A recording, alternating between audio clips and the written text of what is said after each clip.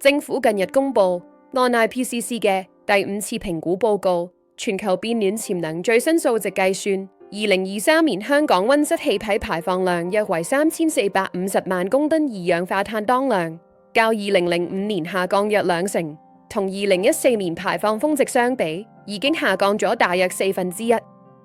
人均溫室氣體排放量係自1990年以嚟達到新低，約為4.58公噸二氧化碳當量，比2005年以及2014年均下降近3成，大約係美國嘅1/4同埋歐盟嘅6成。碳強度約為每港元本地生產總值0.012千克二氧化碳當量，相比2005年下降大約46%。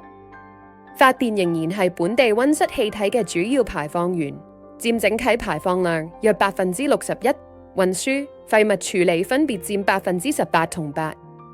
隨住香港逐步以天然氣同零碳能源取代燃煤發電，電動車普及化，都市固體廢物棄置量減少，以及堆填氣體回收以及使用量增加，呢3大排放源嘅溫室氣體排放量已經比2014年分別下降約32%、7同埋10%。